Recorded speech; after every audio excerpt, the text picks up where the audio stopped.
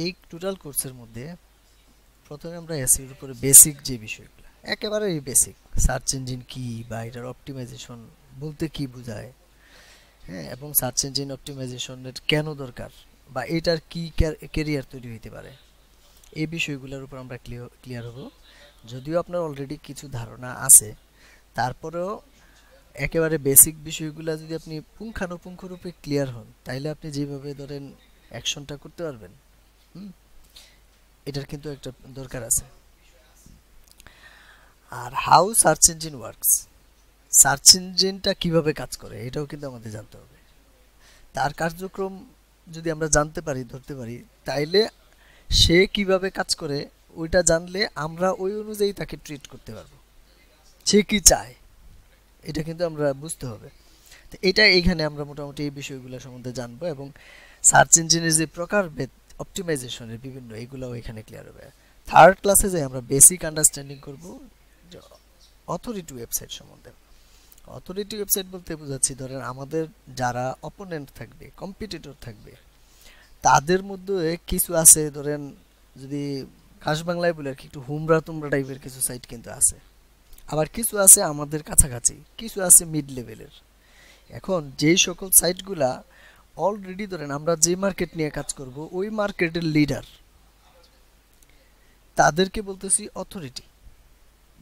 যেমন for example বাংলাদেশে যদি আমরা বলি যে আপনার এই ফ্ল্যাট বা বিল্ডার্স বিজনেসের, এই বিজনেসের কারা অথরিটি, তাহলে এরা আসবে, বসুন্ধরার নাম আসবে, যমুনার নাম আসবে, নাভানার নাম আসবে, এরকম।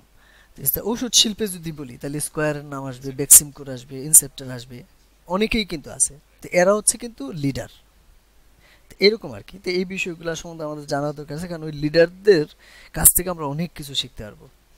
তাদের কি অবস্থা, তারা তাদের চেহারাটা কীরকম তাদের ওয়েবসাইটের, বা তারা ওইখানে কি কি ফ্যাক্টর অবলম্বন করছে, এটা আমি যখন জানবো, তারপর অনেকটা সফল ব্যক্তি দেখা সফল হওয়ার মতো আর কি। এটা অনেক কাজে লাগবে আমাদের, এটা পুঙ্খানুপুঙ্খ দেখা শিখবো আমরা। চ্যাপ্টার 2-তে আমরা কিওয়ার্ড রিসার্চ এবং অ্যানালাইসিস সম্বন্ধে বিস্তারিত জানবো। কিওয়ার্ড রিসার্চ সম্বন্ধে আমি যদি এক দুইটা বাক্য বলি আপনারা, রিসার্চটা হচ্ছে এসইওর কোন একটা ওয়েবসাইট শুরু বা এসইও করার ক্ষেত্রে সবচেয়ে গুরুত্বপূর্ণ বিষয়। এটারে আমি যদি একটা মানে এক্সাম্পল দিই ছোট্ট করে, যেমন ধরেন একটা বীজ, বীজ ভালো হইলে যেমন তার গাছ বৃক্ষ ভালো হয়, যে বীজটাকে আর কিওয়ার্ড রিসার্চ করে আমরা যে কিওয়ার্ডটা বের করব ওইটার উপর ডিপেন্ড করেই কিন্তু সাইট তৈরি করব। তাহলে বীজটা হচ্ছে কিন্তু এই কিওয়ার্ড রিসার্চ। এইখানে যদি ভুল করার পরে ধরেন এই ফোড়া খাওয়া এর মধ্যে যতই আপনার এই পানি ডালা হোক বা পরিচর্যা করা হোক, বীজ ভালো না হলে রেজাল্ট কিন্তু ভালো হয় না। ঠিক এই জিনিসটা কিওয়ার্ড রিসার্চ থেকে আসে।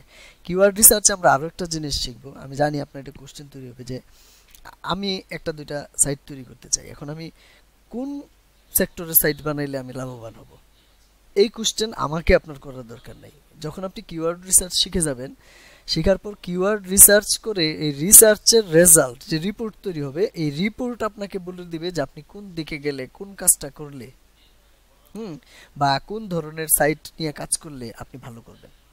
এই রিসার্চ আপনাকে সমস্ত জবাব দিয়ে দিবে। মানে এটা আর বলার দরকার নাই যে তুমি ওইটা, এই সাইটটা উঠানোর জন্য ওইটা করো সেটা করো, রিপোর্টের মধ্যেই সব কিছু থাকবে। তাহলে রিসার্চ এবং রিপোর্ট তৈরি করাটাই মেন। এবং ইউজিং কিওয়ার্ড টুলস, আমরা রিসার্চ যে করব কিছু ফ্রি টুলস আমরা ইউজ করব, আবার কিছু পেইড টুলও আছে, এগুলো সম্বন্ধে আমরা জানবো। এবং শুরুর দিকে অবশ্যই আমরা অনলি ফ্রি টুলের দিকেই আগাবো। তারপর যখন আমরা দেখব যে আমাদের কাজকে আরও অনেক ফাস্টার করতে চাই, আমরা আরও প্রফেশনাল যখন কাজ করব, হ্যাঁ, 2 দিনের কাজ আমরা 1 দিনে করে ফেলতে পারবো। টুলস, টুলস মানেই তো মেশিন, মানে হচ্ছে গিয়ে আপনার কাজকে সহজ করে এবং সময় কমায়। তো এগুলো সম্বন্ধে আমরা জানবো।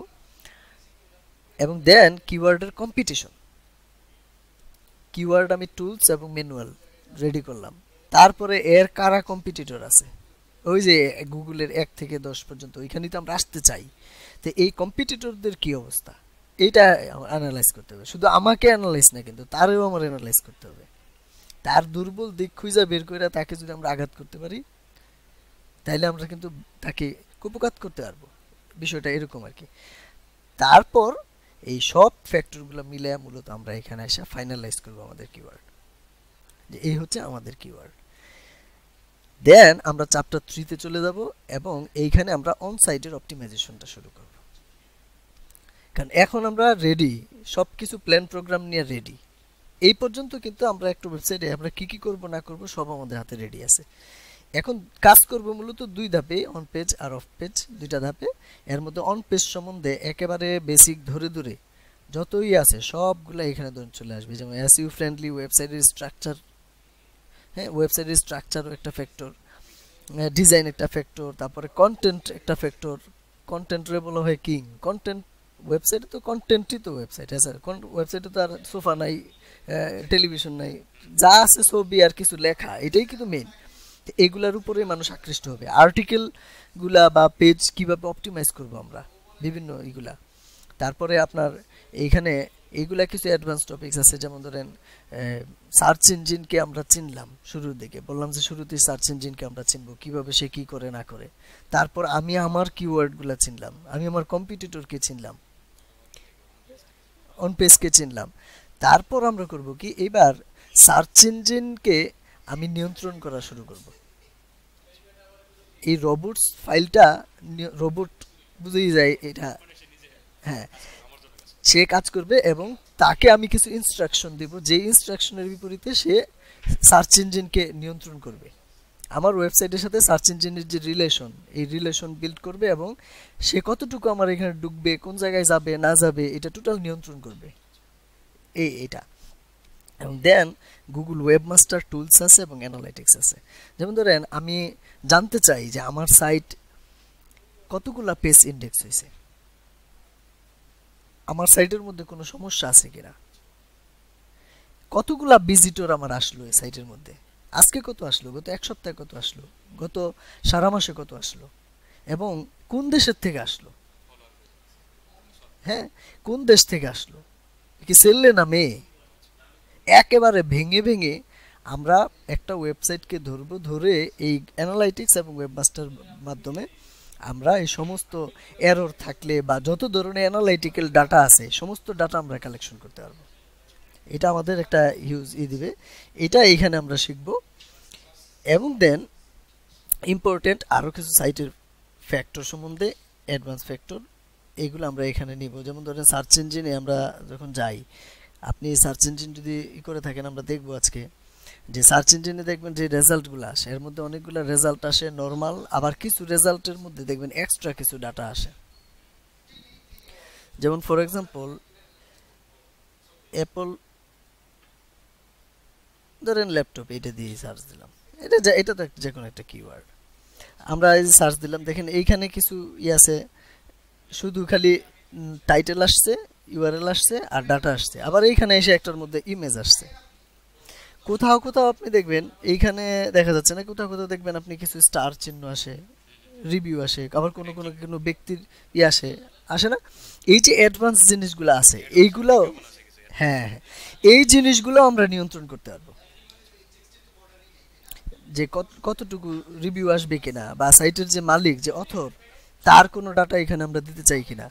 মানে টোটাল সার্চ ইঞ্জিনকে আমরা তখন কন্ট্রোলের মধ্যে নিয়ে আসতে পারবো, যে আমি যা চাইবো ওই অনুযায়ী সে দেখাবে।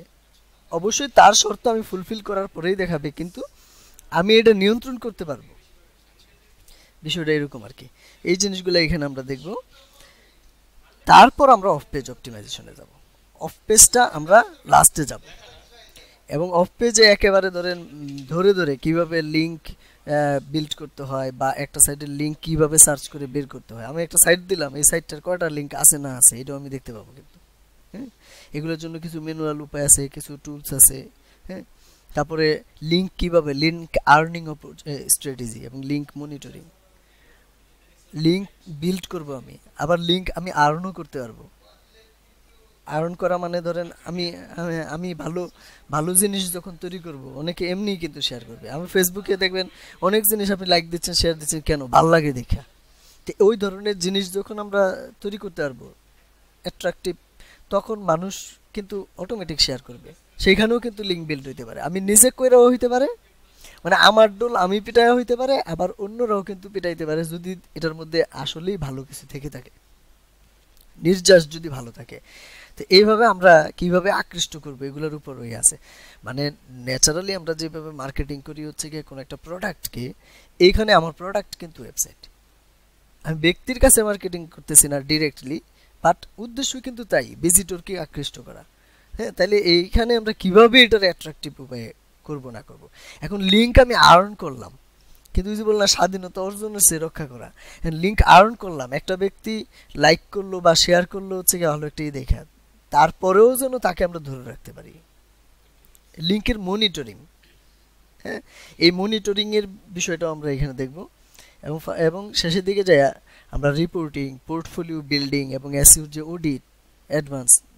একটা সাইট তখন আমাদের এমন একটা তৈরি হবে, একটা সাইট দিলে আপনার হয়তো একদিন সময় দিলে বা কয়েক ঘন্টা সময় দিলে আপনি এই সাইটটার সম্বন্ধে একটু ঘাটাঘাটি করে আপনি একটা অডিট রিপোর্ট দিয়ে দিলেন, এক্সপার্ট রিপোর্ট। যেই রিপোর্টের কারণে আমাদের ব্যাপার কি জানেন, শুধু এই ধরনের একটা রিপোর্ট তৈরি করে দিলে আপনি ভালো হ্যান্ডসাম একটা অ্যামাউন্ট পাবেন। না, ম্যাক্সিমাম কাজগুলো তো আমরা দেশের বাইরেরই করব, দেশের বাইরে করব। তবে বাংলাদেশ কিন্তু রাইজিং, রাইজিং মানে এখানে আইটি সেক্টরে কিন্তু হিউজ ডেভেলপমেন্টের একটা পসিবিলিটি আছে।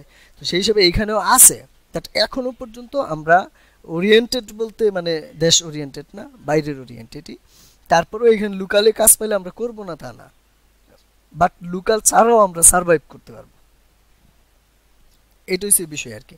লোকাল কাজে আসলে আপনি অনেক সময় ধর পেমেন্ট পাইতে বা ডাটা যেগুলো দেওয়া দরকার এগুলা মানে ক্লায়েন্ট দিতে লেট করে, অনেক সময় পেমেন্টে একটু করে গড়িমসি করে, কিন্তু ইন্টারন্যাশনাল ক্লায়েন্টরা তাদের এই সমস্যাটা নাই। তো এখন কাকে নিয়ে আপনি কাজ করলে ভালো করবেন না করবেন এটা আসলে সময়ে আপনারে বলে দিবে। আপনি যেখানে বেটার অপরচুনিটি পাবেন, যেখানে কাজ করে কমফোর্ট ফিল করবেন, তাই না, ওইখানেই তো আপনি করবেন। এবং এদিকে আমরা এসে সোশ্যাল মিডিয়া অপটিমাইজেশন সম্বন্ধেও কিন্তু শিখব। খালি লিঙ্ক বিল্ডই করবো না, সোশ্যাল মিডিয়া অপটিমাইজেশন। ইভেন আমরা এখানে কিন্তু ধরেন কিভাবে ফোরামে করতে হয়, কিভাবে নিউজ লেটার পাবলিশ করতে হয়, কিভাবে ব্লগে যায় যায় কমেন্ট করতে হয়, এই ধরনের মানে টোটাল একটা দুইটা না, আমরা 30-40টা 50টা বিভিন্ন সেক্টরের সম্বন্ধে আমরা এখানে আইডিয়া নিব। তারপরে আমি একটা গাইডলাইন দিয়ে দিব, যেটার উপর ডিপেন্ড করে আপনি নিজেও অনেক কিছু সার্চ করে করে বের করবেন, অনেক খাত বের করবেন। এবং এইখানে এসে দেখেন, হ্যাঁ, অ্যালগোরিদম, এটাই অ্যালগোরিদম আপডেট সম্বন্ধে আসছি। যে অ্যালগোরিদম আপডেটের বিষয়টা হচ্ছে যে সার্চ ইঞ্জিন, আমরা আজকের প্রথম টপিকসে অ্যালগোরিদম সম্বন্ধে আমি একটু ডিটেল আইডিয়া দিব আপনারে। তো এখন অ্যালগোরিদমটা হচ্ছে মনে করেন সংবিধান, যেমন বাংলাদেশের একটা সংবিধান আছে, এই সংবিধানের মধ্যে ল অনুযায়ী কিন্তু সবাই চলে। তাহলে গুগলেরও একটা সংবিধান আছে। আপনি একটা ওয়েবসাইট বানাইছেন, আমি একটা ওয়েবসাইট বানাইছি, দুইজনের ওয়েবসাইটের বিষয়বস্তু একই, দুইজনেই ধরেন মোবাইল ফোন বিক্রি করি। আমার ওয়েবসাইটটা 1 নম্বরে আসতেছে, আপনারটা 2 নম্বরে, কেন? নিশ্চয়ই গুগল কোনো না কোনো বিষয় আমারটার মধ্যে খুঁজে পাইছে, আপনারটার মধ্যে কম খুঁজে পাইছে। তার তো একটা ইথিক্স আছে নাকি? যেই ইথিক্স বা যেই রুলস রেগুলেশন আমি ফলো করার ফলে আমার রুল নাম্বার 1 হইল, আপনারটা 2 হইল, এই রুলস এবং রেগুলেশনটাই বলতেছি অ্যালগোরিদম। যেটা সংবিধান বলতেছে এটা হচ্ছে গুগলের সংবিধান বা গুগলের অ্যালগোরিদম। এই অ্যালগোরিদমের আপনার টাইম টু টাইম চেঞ্জ হয়। কেন চেঞ্জ হয়? যেমন সংবিধান চেঞ্জ হচ্ছে না সময়ের প্রয়োজনে, তো এরকম গুগলের বিপরীতে মানুষ যখন কাজ করতে থাকে, ওই ধরেন এসইউ যারা করে এরা কিন্তু পজিটিভ নেগেটিভ নানানভাবেই করার চেষ্টা করে। কমেন্টস পর আর হচ্ছে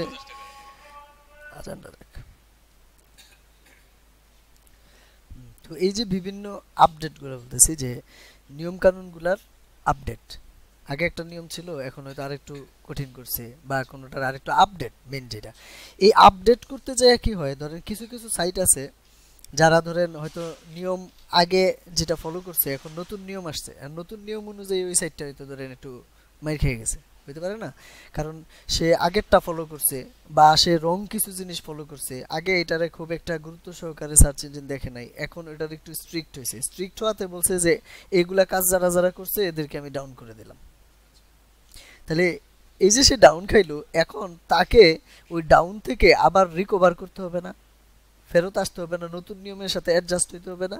এই অ্যাডজাস্টমেন্টের যে বিষয়গুলা যে কিভাবে করব এবং how to recover from this updates, হ্যাঁ, এইগুলা সম্বন্ধে নতুন নতুন আপডেটের সাথে কিভাবে ম্যাচ থাকবে, এই বিষয়গুলো সম্বন্ধে আমি প্রিভিয়াসগুলো ডিসকাশন করে দেব।